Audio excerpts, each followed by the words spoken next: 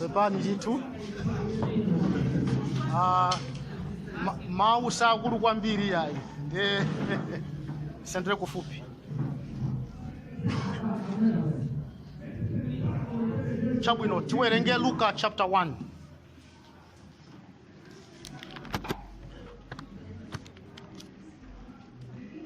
Luka chapter 1.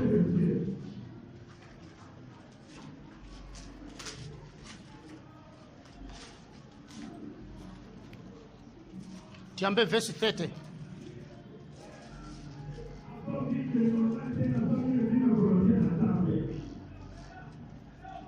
Mpaka na verse 35.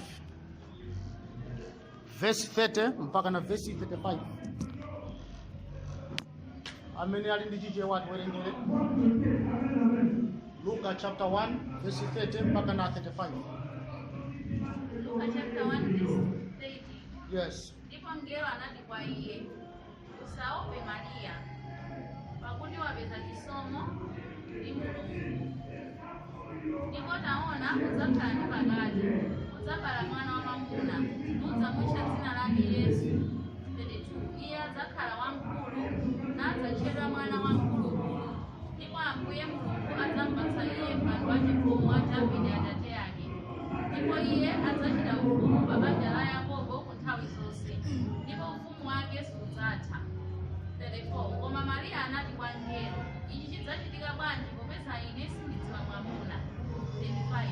Ndipo mngelo anayankha nati kwa iye, Mzimu Woyera udzafika pa iwe, ndi mphamvu ya wamkulukulu idzakuphimba iwe. Chifukwa cha chenso choyeracho chidzabadwa, chidzatchedwa mwana wa Mulungu. Amen. Hallelujah. NIV kunena kuti verse 30. But the angel said to her, do not be afraid, Mary, you have found favor with God. You will conceive and give birth, and you are to call him Jesus. 32. He will be great and will be called the Son of the Most High. The Lord God will give him the throne of his father David, and he will reign over Jacob's descendants forever. His kingdom will never end. 34. How will this be? Mary asked the angel, since I am a virgin. 35. The angel answered, the Holy Spirit will come on you, and the power of the Most High will overshadow you. So the Holy One to be born will be called the Son of God. Hallelujah. Poyamba ndithokoze chifukwa cha nthawi imeneyi. I didn't think I can make it. Faya kenabe patsogolere kuti ndinalipize kumaa kuti ndikachidolapo akoza kuyamba komano ndithokoze kuti Ambuye wavomereza kuti khoza kupitiliza. Though this teaching will not end today. Chifukwa lero tikambirana za Yesu Kristo. Next time Mulungu akatipatsa mpata kandi next week tikamaliza, that is this one. Ndelidzamba za Yesu Kristo. So tikambirana kuti Yesu ndi ndani. For the past 2 weeks timakambirana kuti Mulungu atate ndi ndani, and we tried our best kufukula apo ndi apo mpaka tinafika pa mapeto. Ngakhale kuti pali zambiri zina, because of time we cannot manage to discuss. Lero tikambirana zokhudzana ndi Yesu Kristo. Who is Jesus? Yesu ndi ndani? Tikudziwa kuti kumbuya kuti matha kukhudza koso kwa Yesu timatha kumpeza ku Old Testament, chifukwa chonena kuti you cannot talk about the Father without talking about Jesus. It cannot happen. Chifukwa ndi munthu mmodzi. Ne munthu ndi omwe uja understanding Trinity and the mysteries of heaven. Kumvetsetsa utatu wa Mulungu komanso zisisi zakumwamba. Hallelujah. Tilimodzi tiye tipemphere. Atate mu dzina la Yesu Kristo, tikuyamikani chifukwa nthawi ija yakwana imene tikufuna inu kuti mutiyankhule, mutiphunzitse. Muli zambiri mawu anu zimene mukatiululira maso athu amatsekuka, ndipo tikazindikira sitimakhalanso chimodzimodzi. Ambuye katiyankhuleni, katiphunzitseni. Nthawi ino ndi yanu. Tikutsutsana ndi machenjero naliwonse oyipayo, koma tikupempha kupezeka kwanu monga mwayamba kale kupitiriza kukhala nafe. Tsekulani makutu athu auzimu ndi maso athu auzimu kuti tikamve ndi kuzindikira zimene Ambuye mwatikonzera. Mu dzina la Yesu Kristo. Amen. Amen. Hallelujah. Amen. choyambirira chimene ndinganene nchonena kuti ndinadzaka ngopo sikunena kuti this topic imafunika kwambiri kuti munthu ukhale mu mzimu. With the human mind it's quite confusing, koma ukakhala mu mzimu it's very easy to understand. Cha number 2 chimene mafuna nene sanambe chonena kuti it takes revelation to know who is Jesus. And when you get that revelation, it's not everyone who will agree with you. With the human mind, you cannot understand the spiritual things. Ndesi matengera vumbulutso kuti munthu mdziwa kuti Yesu ndi ndani.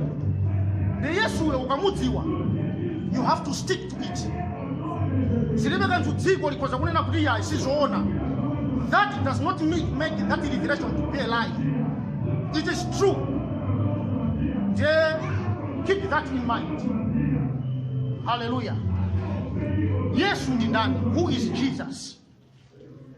Choyambirira chimene ndisanala mve kulongosola kuti Yesu ndi ndani pali zinthu zambiri zimene tikatukunikirana, koma choyambirira tibwerese ku pa verse 35. Pa verse 35 there is something chimene we miss, and I'm going to emphasize zimene anagamba mngelo Gabriel pa verse 35 because of what I said last time ndinadzakamba apo fundo inake imene I want to emphasize it pa verse 35. Pa verse 35 mungero Gabriel akunena kuti, understand his statement. The angel answered, the Holy Spirit will come on you. Amene muli ndi English version there is comma there. Kutanthauza kuti mwana sakanabadwa, Yesu sakanabadwa without the Holy Spirit coming first. It was impossible for the Son of God to be born without first the Holy Spirit coming upon Mary. Ndiye akuti mzimu woyera adzabwera pa ndani? Pa iwe. That's number 1. There is comma. Ndakupitiriza kunena kuti, and the power of the Most High will overshadow you. Mphamvu ya Mulungu Atate uja, the Father of spirits, will overshadow. Overshadow kutanthauza kuti mphamvu ya Mulungu Atate idzakuvundikira. Ndicholinga chona kuti utetezedwe, because what you are carrying the Holy Spirit. Ndiye mphamvu ya Mulungu Atate idzakupanga overshadow for protection. That's why palibe amene anamkhudza Maria, including Joseph, mwamuna wake sana mkhudze for 9 months. Chifukwa mphamvu ya Mulungu Atate inampanga overshadow Maria. It was impossible for Joseph to touch her and anyone else. Komanso choyipa sichikanatha kumugwira Maria. Chifukwa mphamvu ya mwamba inamvundikira. Okay. Now we have a verse 35 so the Holy One to be born will be called the Son of God. Ameta zabadweyo adzakhala mwana Mulungu. Now mzimu woyera uja wabwera ali pa Maria. Amapanga chani mkati kwa Maria? Amavala chuku. Remember last time ndinadzakamba kunena kuti mzimu wa munthu umachoka kwa Mulungu. Pamene moyo wa munthu umachoka kwa bambo. Okay? The life of a child comes from the father, because a sperm is a living thing. It has got life. But the spirit comes from God himself. So when the sperm hit the egg, it is the spirit. Okay? For that conception, immediately the spirit comes from the father. From that moment, that one is a baby, is a child. If anything can happen, they think it's just blood, but it's a human being. As long as conception has taken place, that is a human being. So if anything will happen to that one, they would work. And when that spirit goes back to God, a real human being. Do you know it was different with Mary? Maria sana gunidi mamuna. But what happened? Mena gulongo like Gabriel. After the Holy Spirit will come on you. Ngati mena makanida muntu during conception, msimu kwa Mulungu nobwera batani pamsimai. ndi mzimu uja ukabwera pa mzimayi umayamba kuvala thupi. Akavala thupi amatchedwa munthu. You are called a human being. Chifukwa mwa mzimayi muja mzimu uja umavala thupi. Okay? Ndiye mwamuna amapereka moyo, Mulungu amapereka mzimu, mzimayi amapereka thupi. 3. You see? Mwamuna amapereka moyo, Mulungu amapereka mzimu, mzimayi amapereka thupi. Thupiro amalipereka for 9 months. Liumbidwe bwinobwino mpaka lithe kana kuti munthu kubadwa. Nifanya munthu ali patatu, pali mzimu, pali moyo, pali thupi. That's a human being. Kati remote that. So the spirit that came upon Mary was not a normal spirit, but the Holy Spirit. Amerizaka brane kutsogoloko kuti mzimwera ndi nani. So the Holy Spirit came upon Mary. Utabwera pa Maria, Mulungu anampanga overshadow kuti atetezedwe. Then mzimu uja anamba kuvala thupi for 9 months. Atavala thupi mzimu uja atabadwa anampatsa dzina Yesu Kristu. So the Holy One amene adzabadwe shall be called the Son of God. That's why I told you, you cannot separate mzimwera from Christ. You have to understand verse 35. He's just one person. For the years of Naguti, ngati sindipita, he will not come. Yes. I have to go. Chifukwa Jiani, Chifukwa Yesu yo, the real Yesu. It was the same spirit that came upon Virgin Mary. That's why he said, if I will not go, he will not come. I have to go. Therefore, yes, you did that. Hallelujah. Who is Jesus? The Bible kama yango ojurukirapo. Mwina 9 or 8. Number 1. Yes, you did not. I made it it's very important. You have to write down. This is very important. Yes, you did not. Who is Jesus? Number 1. Kulingana ndi Petros. Yesu Kristu ndi Messiah. Mwana wa Mulungu wa moyo. Messiah. Kapena the Christ. The Son of the living God. That is Matthew chapter 16. Verse 16 up to 18. Messiah. Kapena the Christ. Akamati Messiah akutanthauza the anointed one. The Petros anakamba ziwiri akuti Messiah komanso the Son of the living God. Now, choyambirira Messiah amafuno kutanthauza chani. Akamati Messiah kapena Christ akutanthauza the anointed one. Kutanthauza kuti Yesu Kristu, it was the Father himself who anointed him. Katimoti. The Father himself anointed him. The anointing imampanga Yesu kukhala equal with the Father. Okay.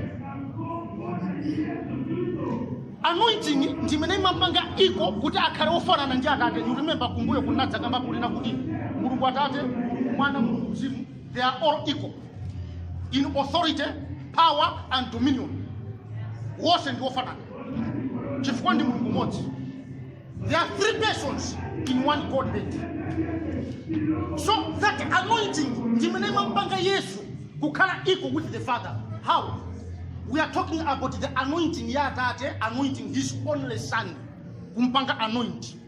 Kulingati kuti Atate amampungulira china chilichonse chimene chira cha Atate amampungulira mwana. You remember Isaac. Isaac anadalitsa Yakobo. He blessed his son Jacob. Pamene Esau amabwera, ina tafika nthawi anadzalira koopsa kuti Atate palibe mdalitso bwino umene watsala. Akuti sorry. Everything I have given him. Ndapatsa kwa mbale wako, your brother. I don't have anything. Kutanthauza kuti Isaac made Jacob like him, like himself. China chilichonse chimene Mulungu analonjeza pa Isaac chinatsikira pa ndani? Pa Yakobo. That's why pamene ankalimbana ndi Yesu Kristu, remember last time, nakamba pompiri. Pamene amalimbana ndi Kristu, Yesu analangula kuti walimbana ndi Mulungu ndipo atani? Wapambana. Chifukwa chiyani? Because of the anointing from his father Isaac. So, pamene Mulungu amamdzoza Yesu, ndekuti Mulungu anampanga Yesu kukhala equal with himself. That's what anointing means. Therefore, the Son of the living God. Mwana wa Mulungu wa moyo. Ndieno fuso kumati, when did he become a son? Yesu kudakale mwana nakhala liti. Now mundipetsetse kwambiri. In the Old Testament, kunalibe mwana. You remember I told you last time, kuti amatibanga reveal as the angel of the Lord, kapena the captain of the Lord's host. Kuchipangano chakale kunalibe mwana. Kuchipangano chakale kunali 3 persons. Okay? Only 3 persons. The second person, samadziwika kuti mwana. He was not known as the son. There's no such thing in the Old Testament. He became a son in the New Testament. Tamukundiva kaya? Yes. Kuchipangano chakale kunalibe mwana. That's why amabwera ngati mngelo. Not as the son. Ndiye kuti akhale mwana anadzakhala mwana atabadwa. Ndiye atabadwa. That's why angels were surprised, because it was for the first time for the father to have a son. Something chimesi chinadani sichinachitike. So kuchipangano chakale kunalibe mwana. Munjira ina. Okay? Munjira ina. Kutanthauza kuti mwana wa Mulungu amene ndi Yesu Kristu. In the Old Testament, he was not there. He was there as the second person, but not as the son. Hallelujah. I know this is too deep.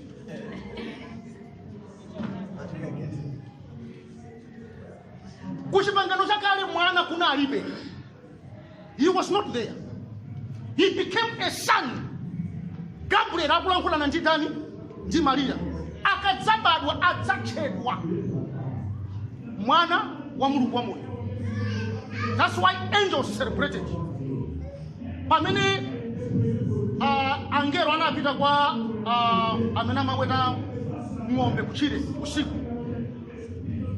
Akuti mwezi tikunabwera khamu la angelo ndipo anayimba nyimbo. They were celebrating because it was for the first time for the father to have the son. Before he did it.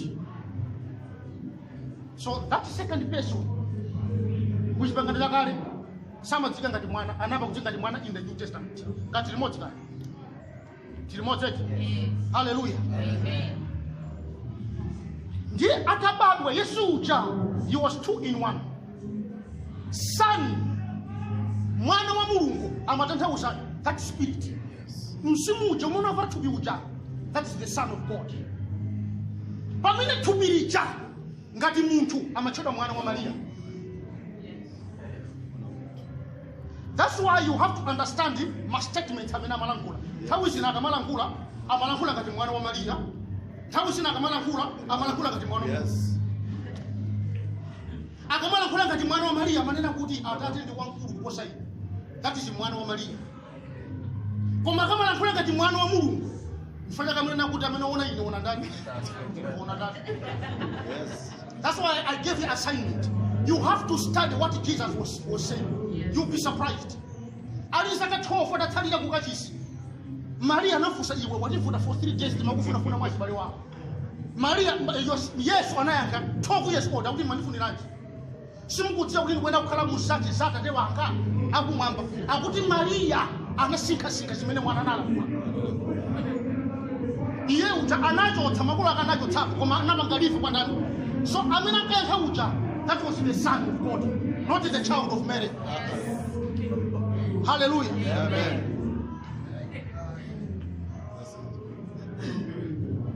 So number 1, Jesus is the Messiah, the Christ, the Son of the living God.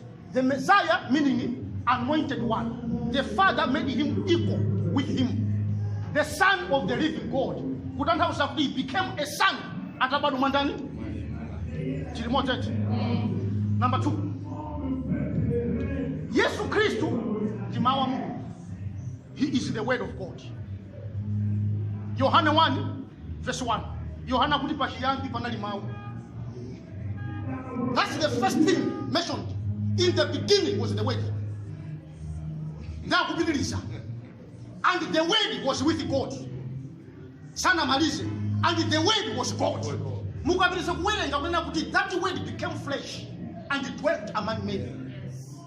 Kutanthauza kuti mawu amene Mulungu amalankhula, the voice that God speaks, that spirit nikakamaija, the father of spirits, when he speaks, that voice amene ujande Yesu, that was there in the beginning. And that word, that voice imene atakalankhula inabwera kudzera mwa Maria, chifukwa Maria atalankhulira ndi mngelo uja, kenako Maria analankhula monena kuti sichitike ndi am your servant, sikhale monga mmene mwadani mwanenera. He accepted that word. So atapanga accept that word, mawu aja analowa nakhala ngati mwadani mwa iyeyo. So mawu amene Mulungu amalankhula, that voice, because what happens tunena kuti voice ya muntu is the true identity of a person. Yes. Ola muntu musamuone koma mukumudziwa, kungolankhula chabe madza kuti mawu awa ndi wakuti amene akulankhula. Okay, so that voice is the same breath imene Mulungu atamuumba muntu uja akutanamusira mpweya, and that man became a living soul. Okay, so that breath imene Mulungu anauzira, it was more than uzira, it was more than breath. God said something.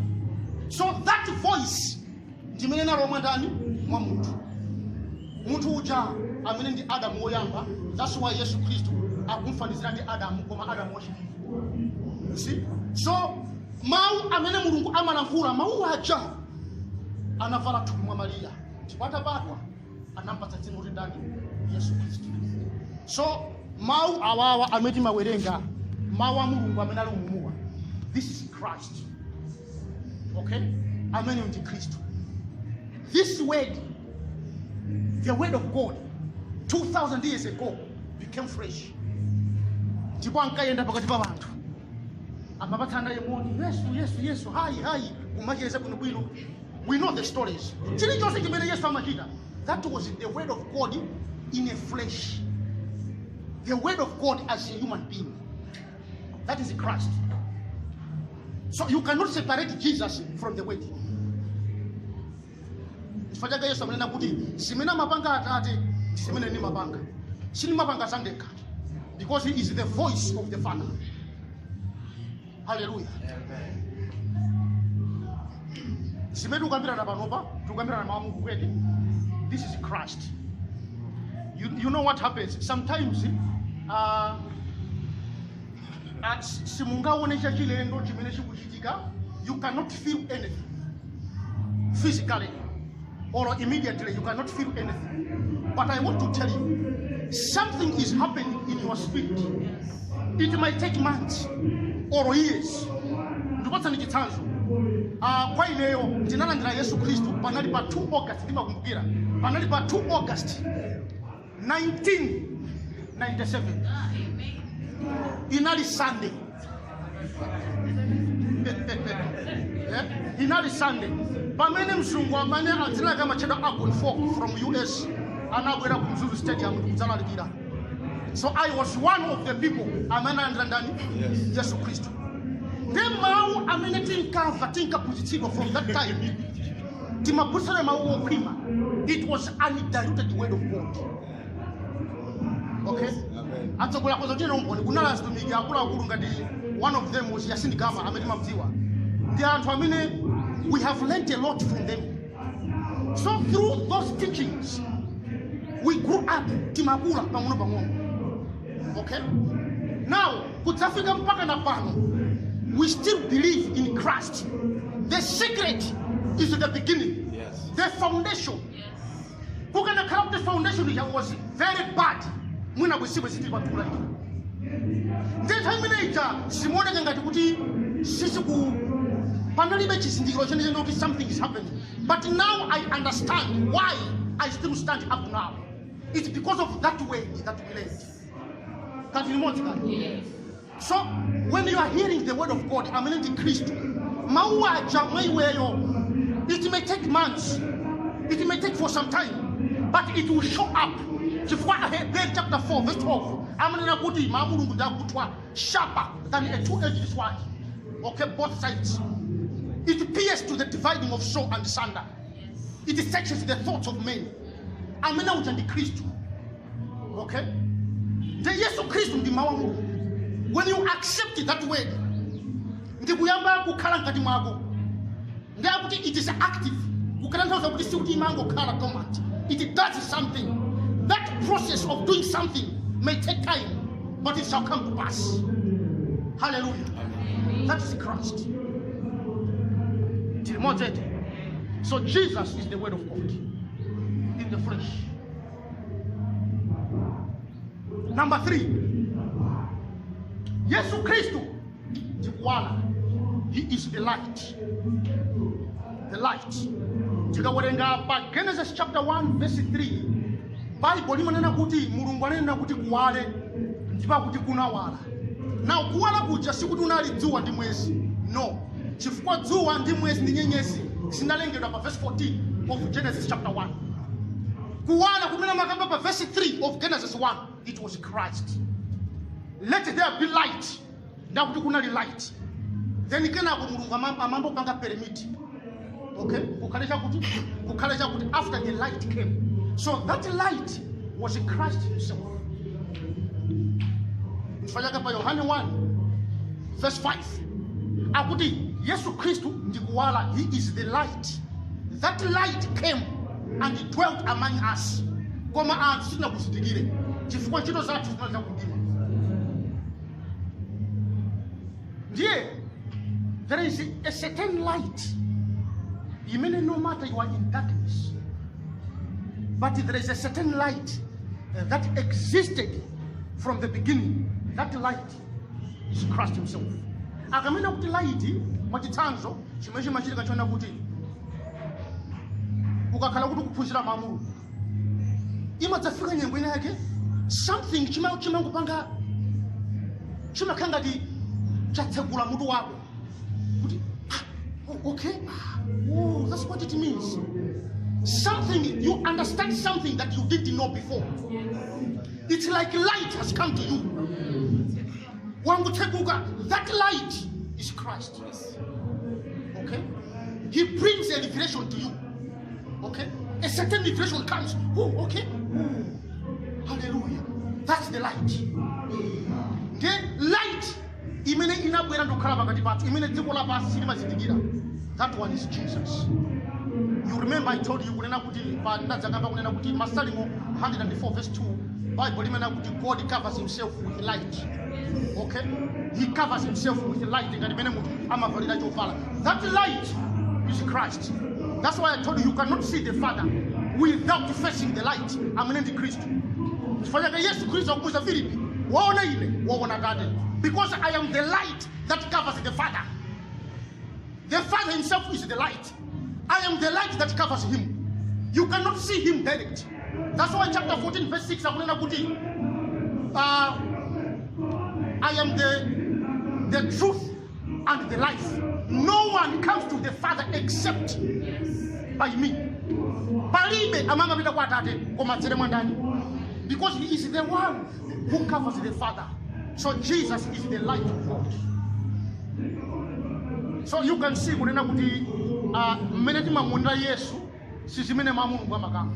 if you understand what the Bible says about him, you'll be surprised. And if you use that, you come up with a testimony. Hallelujah. Number 4. Yesu Kristu is the wonderful counselor. That is Isaiah chapter 9 verse 6 to 14. The wonderful counselor. Counselor, instructor. The one who gives instructions. Kapena teacher. The great teacher. That is Christ himself. So he is called the wonderful counselor. The wonderful instructor. Why? He is the word of God. When you are giving instructions, for example, I'm telling you the word of God. That is Christ. I'm not Christ, but I'm giving you Christ. Okay? ndezasiyana ndi Yesu yo ndi mawu. Now, being the word, he knows how to penetrate a human being. Ineyo ndikamalankhula, any preacher akamakulalikira uthenga, it's up to you to accept the word or not. You can switch on and switch off. Kugana za kunyumba, ndikukhala pano, you can do that. But Christ is able to make you switch on, osabanga off, just on. And he's able to penetrate you, penavali portion. That's why he's called the wonderful counselor. Yes.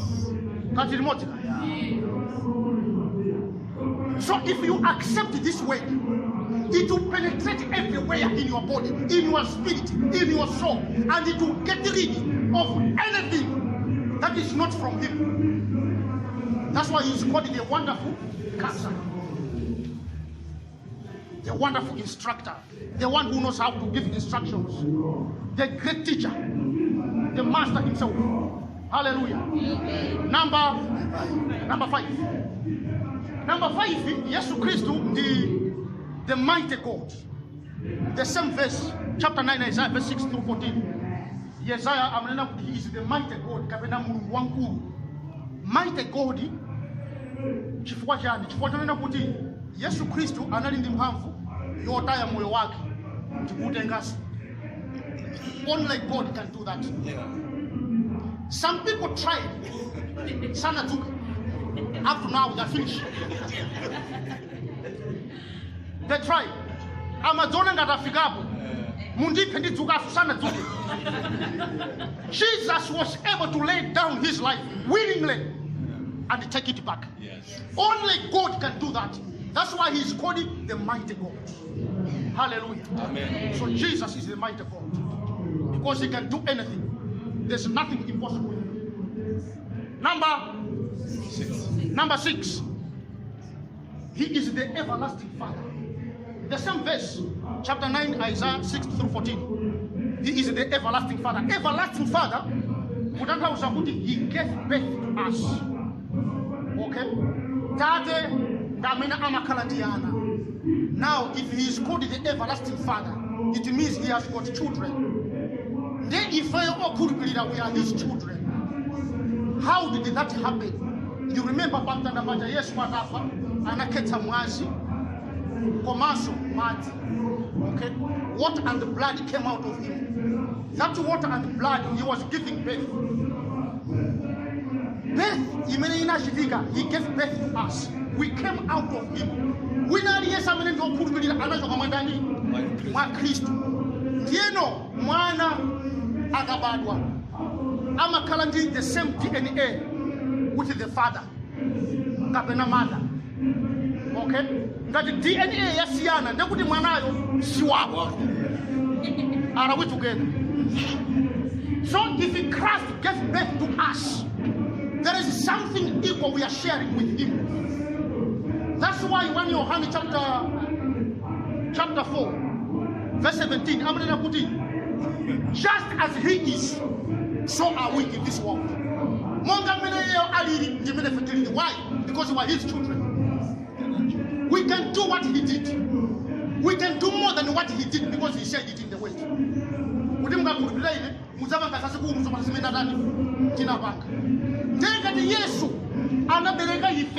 If he gave birth to us, who was Jesus? Yeah? Who was Jesus? Jesus was the word. I just told you. Was the word. So if Jesus is the word of God, and the word of God gave birth to us, who are we? We are the word of God as well. So because we are the word of God, what do? We do it. We fulfill the word. We do the word. We don't obey, but we do. They were obeying the word because that word was in front of them, so they were called to obey that word. But now that word is with us, and that word is fail. So we are not called to obey, but to do. So chimene mulungu amemekezera kwa ifeyo tikuchita mawu a mulungu osati kumvera It's very light. It's not strong. The in the Old Testament, they fell because it was outside of them. So we are not called to obey, but we are the doers of the word of God. Because we are born of Him. Christ gave birth to us. Can't you notice that? That's why He's called the Everlasting Father. Hallelujah. Number 6. Number 7, Yesu Christu, but He is the Prince of Peace. The same chapter, 9:6 through 14 Isaiah. He is the Prince of Peace. Kalonga 110. Kalonga 110. See what? Okay. Akamena kuti Prince ndi munthu amene ndi wodzakhala pa mpando wa ufumu Atate wake. Okay? Pamene Yesu amabadwa adakali pa dziko lapansi. Yes, He was the king, but He was also the prince. While He was the prince, anali woti adakali mwana sanakwaniritse zimene wabwerera pa dziko lapansi. Koma atakwaniritsa zimene anabwerera pa dziko lapansi ndikupita kumwamba kuja. He is no longer the prince. He is the King of kings and the Lord of lords. Ndifumu ya mafumu. Mafumu ndife. Nefumu imabereka mafumu. Him being fumu, he was the mafumu. And his father was the king. That's why he was the prince. So he is not just the prince, but the prince of peace. If you need true peace, consult him. True peace comes from God only. Only from Him. Chuma, sigma bere kam tendere. Ali kwa antwa chuma, chowopsa chuma, koma mtendere alibe. They don't sleep, but they have everything. Sakuja sigma bere kam tendere. Ntchito ya bwino sigma bere kam tendere. Zovala sigma bere kam tendere. Nothing will give you peace apart from Christ. He is the only one who will give you true peace. Hallelujah. Ndoka kala nimtendere mwenyeweni ukozokhala mkati mwa mavuto anthu kumona ngati kuvutika kwambiri pamene in reality mkati mwako there is peace. It happens. It's possible kukhala mkati mwa mavuto anthu wose ngomvera chisoni koma iweyo mkati mwako you are at peace. We are different from unbelievers. Anthu osakhulupirira amakhala kuti mtendere alibe mkati mwamonso mulibenso mtendere. When you are a believer, you can be in problems, but in reality, you are at peace. You are not shaking. You cannot harm yourself. It's not possible for the child of God to commit suicide. Yes. Suicide is a result of loneliness. Wakalaweka kwa tawitali. Baliba utukoza kumulira mafuto. Ndezo tsaliwa makatenga chimwe kuzikweza. Mwana Mungu sunga pande zimenezo. Unless you are fake. Hallelujah. Amen. Tiremoje. Number 8. Okay. Yesu Kristu ndi mbewu ya mkazi. Genesis 3 verse 15. Pamene Mulungu amakamba ndi njoka. Akuti ndaika udani pakati pa iwe pakati pa mbewu yako ndi mbewu ya mkazi. Mbewu ya mkazi imene Mulungu amalankhula amatanthauza Yesu Kristu. The seed of a woman. Now, good to be, it doesn't make sense because a woman does not have a seed. It is a man who has got a seed, and the seed of a man is the sperm. A woman does not have a seed, but eggs. Are we together? But Christ is the seed of a woman, not a man, of a woman. Why? Because he was born of a virgin. To make that happen. So he was called the seed of a woman. That is seed of a woman.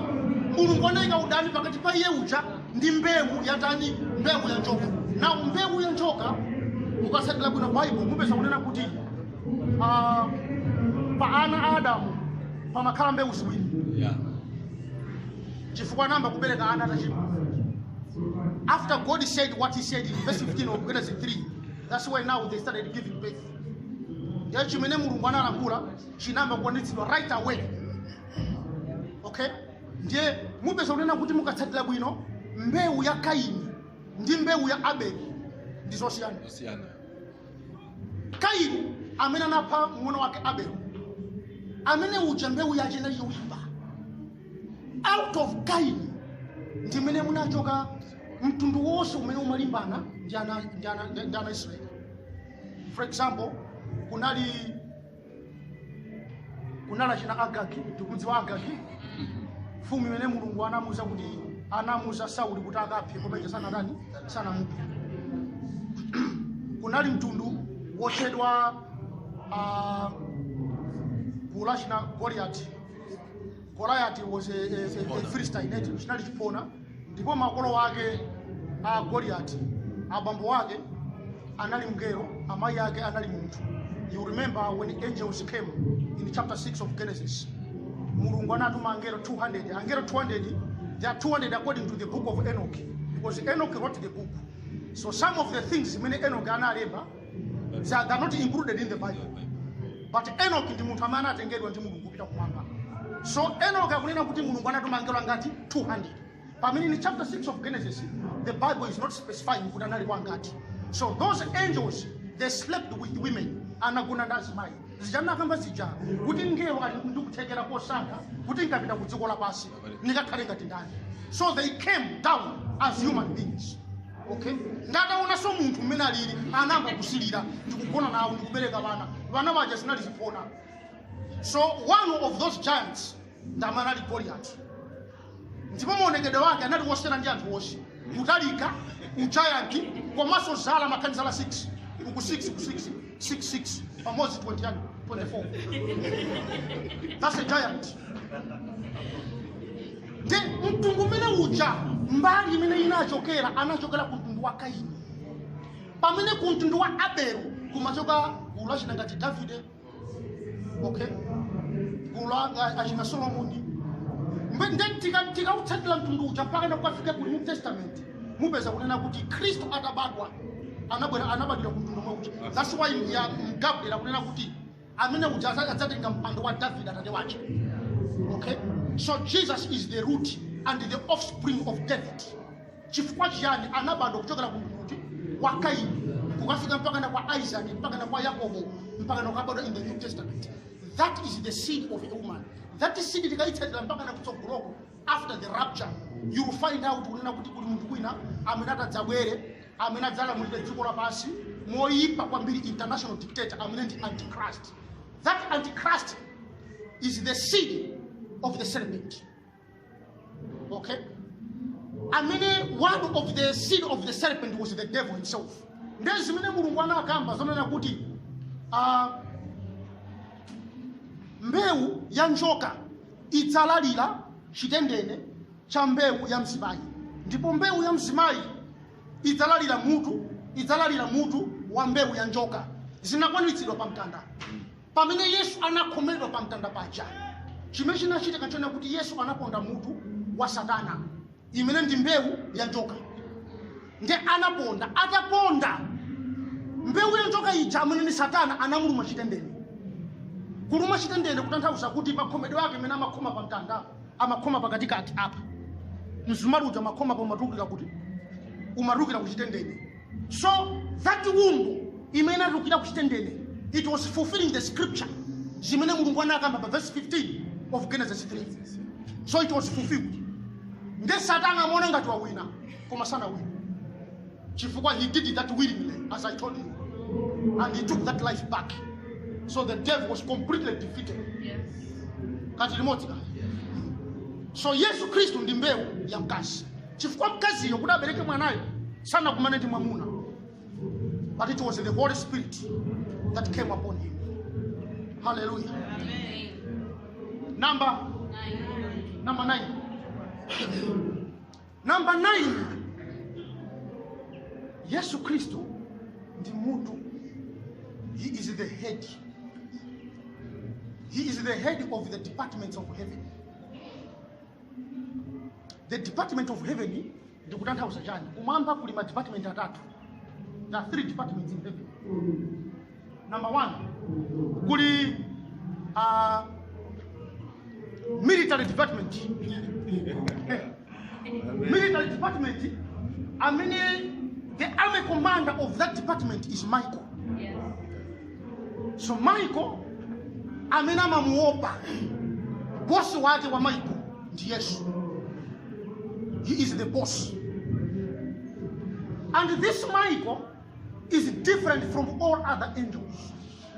That's why Jimene Michael Amachita, he deals with global issues.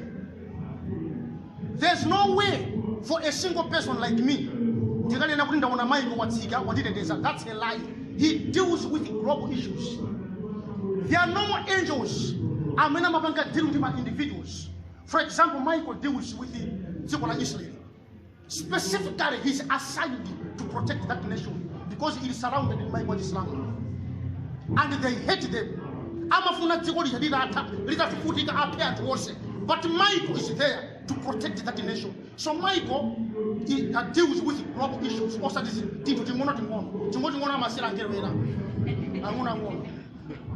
But above him, there is Christ. I mean, the head of that department. That's the guy. Now, in that department, military department, yes, but in the dinner. Hallelujah. He has got a name. And that name in that department is hidden. No one knows it. There's a reason. Chifukwa zina lote Michael, that army commander, who is like God. So if Michael means who is like God, what do you think zina yes? That's why the name is hidden in that department. That's it. Revelation chapter 19, verse 12. No one knows it.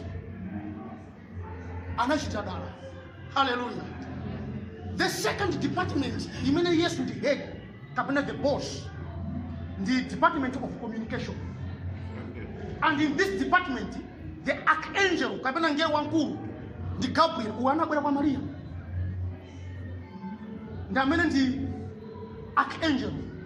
But above him, there is Christ. So in this department, your communication, yes, and he is called the messenger of the covenant. Malachi chapter 3, verse 1. He is called the messenger of the covenant. Okay? Matthew chapter 15, verse 24. Yes, wakumuza msimaye kusorofoni nakuti sina bwelele akuti ndina bwelele kumfosa zota ikaza Israel. Okay, I was sent to the lost sheep of Israel. So he is calling himself as the one who was sent. So Malachi he is the messenger of the covenant in the department of communication. Now, the messenger of the covenant, covenant, we are talking about the new covenant. So this new covenant, the New Testament, was sealed by the blood of Christ himself. Without him, there was no new covenant. New covenant came into existence because of Christ who came and shed his blood. So he sealed this covenant with his own blood. So he's the messenger of the covenant. Hallelujah.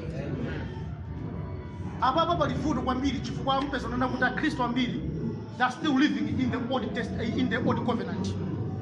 So many Christians today, they are living in the Old Covenant. But we are not supposed to live in the Old Covenant. We are supposed to live in the New. Because in the Old Covenant, that one, they tried to obey it, they failed. Another nigga, it was difficult. It was close to 600 rules. It was too much. They failed.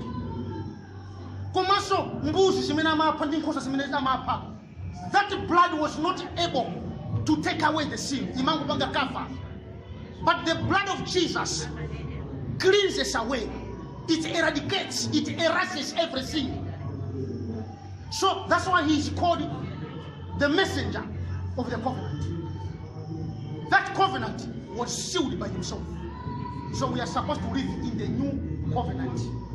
That's why Romans chapter 6 verse 14, we are not under the law, but grace. Amenali pansi pala mulo ndi wotembereredwa. Chifukwa Bible imenena kuti ndi wotembereredwa amene amatsatira malamulo. Because if you are trying to keep commandments, you have to keep all of them. Ena ukaphwanya ena, you are cursed.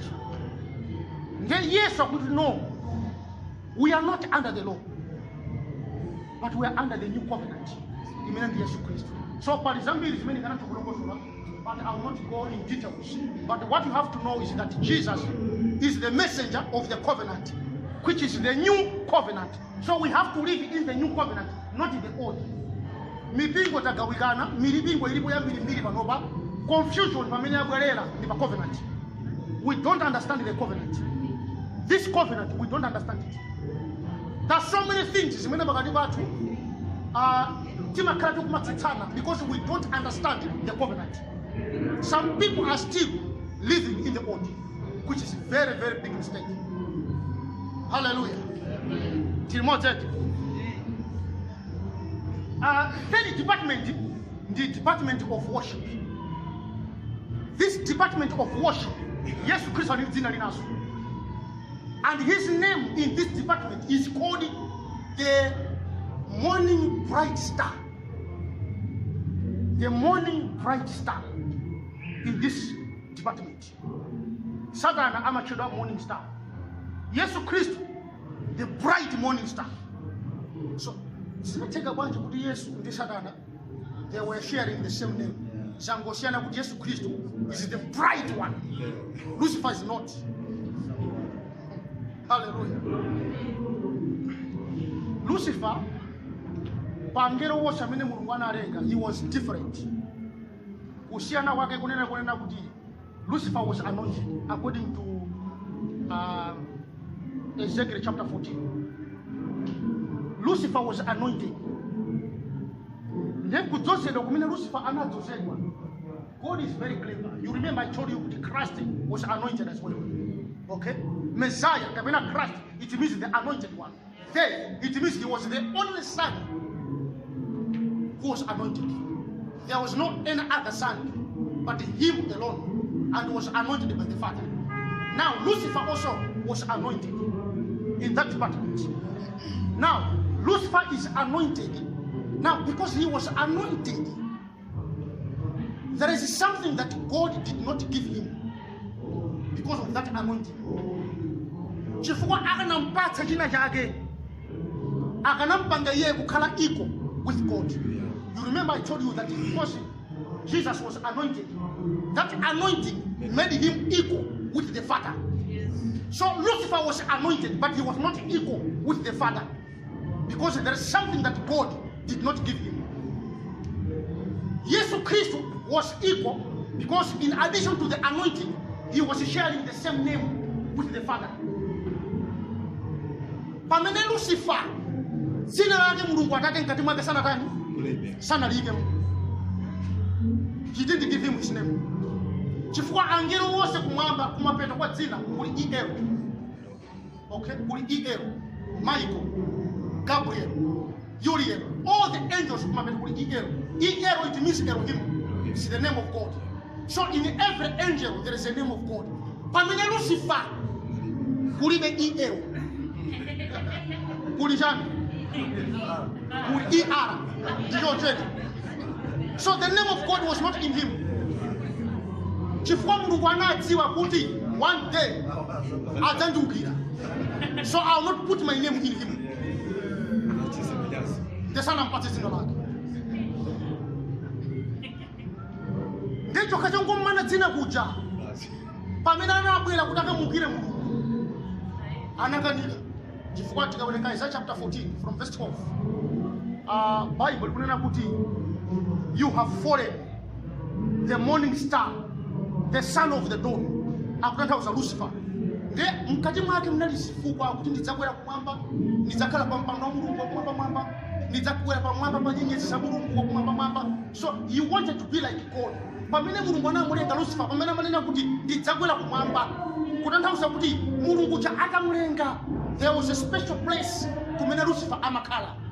I told you kunena kuti mulungu analenga china chilichonse pa Genesis 1 verse 1. In verse 1 he completed everything. Okay, now pa verse 1 atamaliza kulenga china chilichonse mulungu, Lucifer was given a throne. Anali ndi mpando pa dziko lapansi.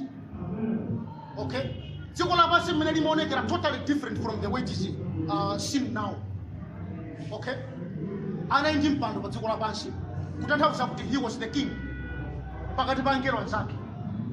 Okay, inali mfumu pakati pa angelo anzake, komanso he was the priest, komanso he was the leader of worship. Nde amakwera kumapita kumwamba kuyambitsa worship ndi kukwera ndi kukwera. Ndiyeno kumwamba kumene kuli mpando wa mulungu, there's a certain place in heaven where God only dwells, no one goes there. I think it was also when we shall talk about that. There's a place in heaven where God alone dwells, no one goes there. So Lucifer amataka fika, amataka wana that place, amafuni kitaka fika pamene pali. That's why if you understand it, verse 12 up to 14, okay, Isaiah uja akuti ndidzakwera pamwamba pa nyenyezi za mulungu, to the highest, kumwamba kwenikweni. There was a place he was desiring. Ndakafika kumwamba kuja kuti akambitsa worship, mmaganizo mwake akuti aha ndipita kuti. The moment he tried to go up, he was lifted down.